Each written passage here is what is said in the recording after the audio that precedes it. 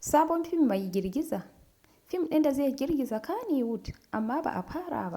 Shin ka taɓa jin labarin wani fim da har yanzu ba a fara ba amma ya ɗauki hankalin mutane?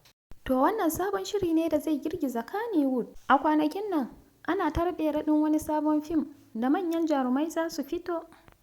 Ko da yake har yanzu ba a fara ba, amma labari da ake ji ya nuna cewa wannan fim zai kasance na daban. Wasu suna cewa wannan fim ya kunshi soyayya, cin amana kuma babban sirrin da zai tono gaskiya. Abu mafi ɗaukar hankali shine an shirya kawo sabon salo wanda ba a saba gani ba a Kannywood. Shin wannan fim zai cika tsammani kuwa ko kuwa zai zama kamar sauran labarai? Wannan tambaya ce da lokaci kawai zai amsa ta. Amma ku sani abu ɗaya tabbatacce ne, idan aka fara wannan shiri zai girgiza masana'antar Kannywood. Ku danna like da subscribe domin sabbin labarai.